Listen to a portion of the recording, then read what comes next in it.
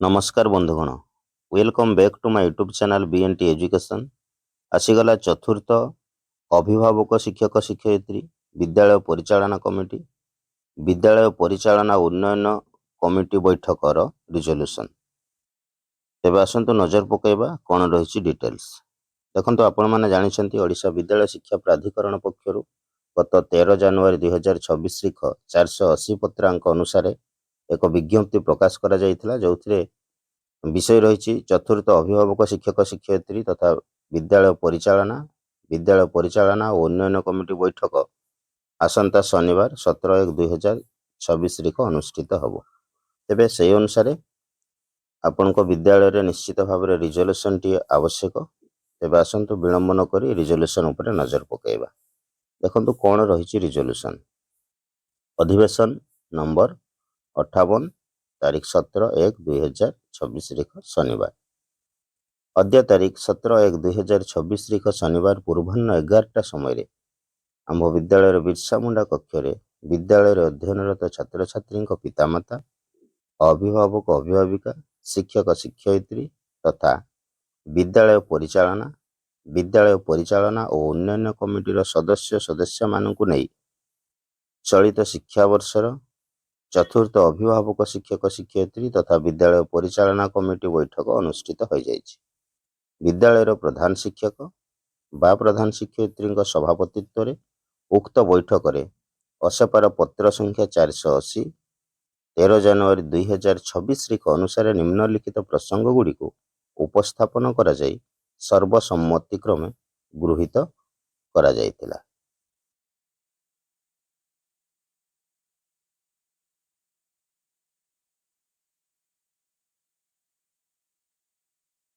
प्रसंग 1 अभिभावक मानू स्वागत अभिभाषण प्रदान।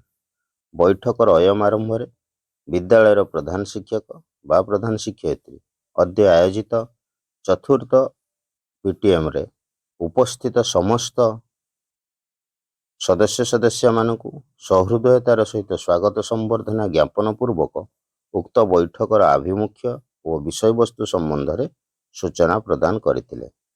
प्रसंग 2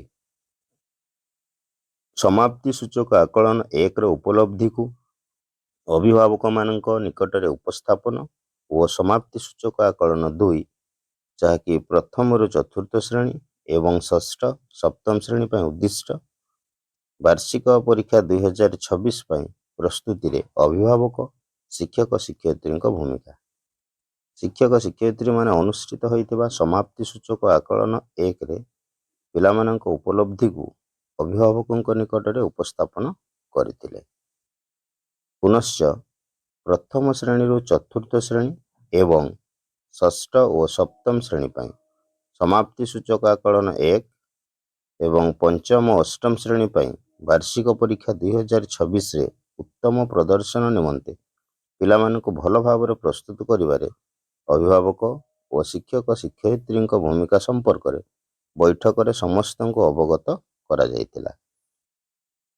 देन प्रसंग 3 2025-26 शिक्षा वर्ष रे पंचम और अष्टम श्रेणी पाई वार्षिक परीक्षा आसंता मार्च मास 5 तारीख रु 10 तारीख मध्य अनुष्ठित हेबाकु थिबा वार्षिक परीक्षार मूल्यांकन उपादान गुरुत्व और असेपार निर्देशनामा को विस्तृत आलोचना करा जायतिला। तत्सहित वार्षिक परीक्षार प्रत्येक विषय रे FA1 FA2 SA1 परीक्षा सहित लिखित कार्य और प्रकल्प कार्य आधारित आभ्यंतरीण मूल्यांकन एवं अकृत कार्य शिक्षार्थी निमंते प्रतिकारमूलक शिक्षादान और पुनः परीक्षा इत्यादि को आलोचनार परिसर को निया जायतिला। देन प्रसंग 4 पढ़िबा गढ़िबा ओडिशा पठन प्रोत्साहन अभियान। बैठक रे पढ़िबा गढ़िबा ओडिशार शुभारंभ ठारू ताहार उद्देश्य कार्यकारिता फलाफल को उपस्थित अभिभावक मानक अवगत करा जायतिला। प्रथम श्रेणी रु अष्टम श्रेणी पर्यंत पिलामानकर पठन स्तर पठन साथी प्रगति प्रदर्शन पाई साक्षरता मीटर मासिक ट्राकर इत्यादि को प्रदर्शन पूर्वक आलोचना करा जायतिला।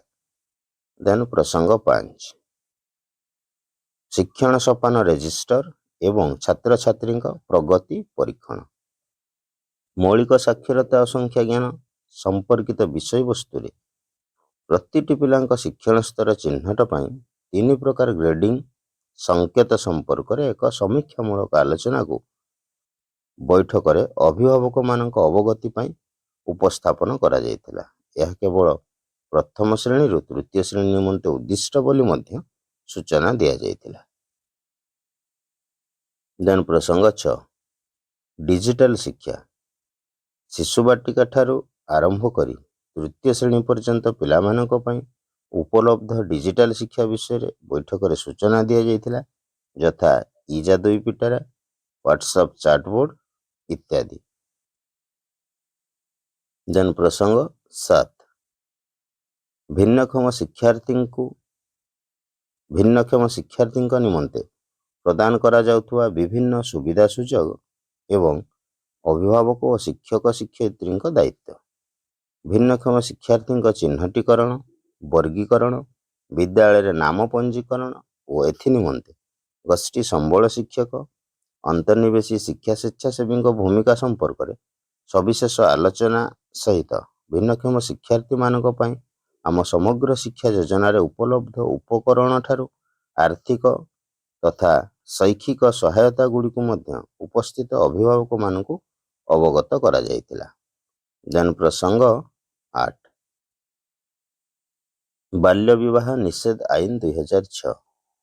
ବୈଠକରେ ଉପସ୍ଥିତ ଅଭିଭାବକମାନଙ୍କୁ ବାଲ୍ୟ ବିବାହ ଆଇନ 2006ର ସମ୍ପୂର୍ଣ୍ଣ ମାର୍ଗଦର୍ଶିକା ଅବଗତ କରାଯାଇଥିଲା, ଯାହାକି 21 ବର୍ଷ ସମ୍ପୂର୍ଣ୍ଣ କରିନଥିବା ଜଣେ ବାଳକ ଓ 18 ବର୍ଷ ସମ୍ପୂର୍ଣ୍ଣ କରିନଥିବା ଜଣେ ବାଳିକା ବିବାହ କଲେ ଆଇନତଃ ଦଣ୍ଡିତ ହେବେ ବୋଲି ପ୍ରକାଶ କରାଯାଇଥିଲା। ପୁନଶ୍ଚ ବର୍ଣ୍ଣାଳୀ କାର୍ଯ୍ୟକ୍ରମର ରୂପରେଖ ଓ ବର୍ଣ୍ଣାଳୀ କାର୍ଯ୍ୟକ୍ରମର ତଦାରଖ ସମ୍ବନ୍ଧୀୟ ସବିଶେଷ ତଥ୍ୟ ପ୍ରଦାନ କରାଯାଇଥିଲା। ପ୍ରସଙ୍ଗ 9 ପରୀକ୍ଷା ପେ ଚର୍ଚ୍ଚା। ପରୀକ୍ଷା ପେ ଚର୍ଚ୍ଚାରେ ଭାରତ ସରକାରଙ୍କର ଶିକ୍ଷା ମନ୍ତ୍ରଣାଳୟ ଦ୍ୱାରା ପରିଚାଳିତ ପରୀକ୍ଷା ପେ ଚର୍ଚ୍ଚା କାର୍ଯ୍ୟକ୍ରମର ସମ୍ପୂର୍ଣ୍ଣ ନିର୍ଦ୍ଦେଶନାମାକୁ ବୈଠକରେ ବିସ୍ତୃତ ଆଲୋଚନା କରାଯାଇଥିଲା।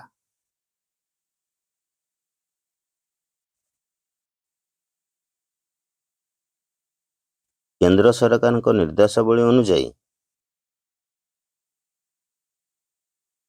ଚଳିତ ମାସ ଶେଷ ସପ୍ତାହରେ ମାନ୍ୟବର ପ୍ରଧାନମନ୍ତ୍ରୀ ଛାତ୍ରଛାତ୍ରୀ, ଶିକ୍ଷକ ଶିକ୍ଷୟିତ୍ରୀ ଓ ଅଭିଭାବକମାନଙ୍କ ସହିତ ଭାବ ବିନିମୟ କରିବେ ବୋଲି ମଧ୍ୟ ଏଥିରେ ସୂଚନା ପ୍ରଦାନ କରାଯାଇଥିଲା। ପ୍ରସଙ୍ଗ 10 ବିଦ୍ୟାଳୟ ପରିବେଶକୁ ବୁଲା କୁକୁର ମୁକ୍ତ କରିବା ଓ ବୁଲା କୁକୁର କାମୁଡ଼ା ରୋକିବା ପାଇଁ ସଚେତନତା ସୃଷ୍ଟି। ମାନ୍ୟବର ଉଚ୍ଚ ନ୍ୟାୟାଳୟ ନୂଆଦିଲ୍ଲୀର ନିର୍ଦ୍ଦେଶନାମା ଓ ବିଦ୍ୟାଳୟ ଗଣଶିକ୍ଷା ବିଭାଗର ପତ୍ର ସଂଖ୍ୟା 34683 ତାରିଖ 16/12/2025 ର ନିର୍ଦ୍ଦେଶାବଳୀକୁ ବୈଠକରେ ଆଲୋଚନାର ପରିସରଭୁକ୍ତ କରାଯାଇଥିଲା। ତଦ୍ ଅନୁଯାୟୀ ଆପଣଙ୍କର ବିଦ୍ୟାଳୟକୁ ବୁଲା କୁକୁର ମୁକ୍ତ କରିବା ପାଇଁ ମଧ୍ୟ ଏକ ସଚେତନତା ସୃଷ୍ଟି କରାଯାଇଥିଲା। ପ୍ରସଙ୍ଗ 11 ଅଭିଭାବକମାନଙ୍କ ଠାରୁ ବିଦ୍ୟାଳୟ ଶିକ୍ଷାର ସର୍ବାଙ୍ଗୀନ ଉନ୍ନତି ନିମନ୍ତେ ଗଠନମୂଳକ ପ୍ରସ୍ତାବ। ପ୍ରସଙ୍ଗ 11 ଗଠନମୂଳକ ପ୍ରସ୍ତାବ ଉଭୟ ବିଦ୍ୟାଳୟ ଏବଂ ଛାତ୍ରଛାତ୍ରୀମାନଙ୍କର ସର୍ବାଙ୍ଗୀନ ବିକାଶରେ ସହାୟକ ହୋଇଥାଏ। ତେଣୁ ବୈଠକରେ ଉପସ୍ଥିତ ଅଭିଭାବକମାନଙ୍କ ଠାରୁ ଗଠନମୂଳକ ପ୍ରସ୍ତାବ ଗ୍ରହଣ କରାଯାଇ ଲିପିବଦ୍ଧ କରାଯାଇଥିଲା। ପ୍ରସଙ୍ଗ 12 ଧନ୍ୟବାଦ ଅର୍ପଣ। କର୍ମମୟ ଜୀବନ ଜୀବିକା ଭିତରୁ କିଛି ସମୟ ବାହାର କରି ବିଦ୍ୟାଳୟର ପ୍ରଗତିରେ ସହଯୋଗର ହାତ ବଢ଼ାଇଥିବାରୁ ଆଜିର ଏହି 4th PTM ବୈଠକକୁ ସାଫଲ୍ୟମଣ୍ଡିତ କରିବାରେ ସହାୟକ ହୋଇଥିବାରୁ ଉପସ୍ଥିତ ସମସ୍ତ ସଦସ୍ୟମାନଙ୍କୁ ପ୍ରଧାନ ଶିକ୍ଷକ ବା ପ୍ରଧାନ ଶିକ୍ଷୟିତ୍ରୀ ଧନ୍ୟବାଦ ଅର୍ପଣ ପୂର୍ବକ ଅଦ୍ୟ ଆୟୋଜିତ ବୈଠକକୁ ସାଙ୍ଗ ଘୋଷଣା କରିଥିଲେ। ଆବାହକ ପ୍ରଧାନ ଶିକ୍ଷକ ବା ପ୍ରଧାନ ଶିକ୍ଷୟିତ୍ରୀ। ଦୀର୍ଘ ସମୟ ଧରି ଆପଣମାନେ ମୋ BNT ଏଜୁକେସନର ଏହି ରିଜଲ୍ୟୁସନଟି ସହିତ ଜଡ଼ିତ ଥିବାରୁ ଆପଣମାନଙ୍କୁ ସମସ୍ତଙ୍କୁ ବହୁତ ବହୁତ ଧନ୍ୟବାଦ। ପୁଣି ଦେଖା ହେବ ଅନ୍ୟ ଏକ ଭିଡ଼ିଓରେ। ସେତେବେଳେ ପର୍ଯ୍ୟନ୍ତ ବିଦାୟ। ଜୟ ଜଗନ୍ନାଥ। ନମସ୍କାର।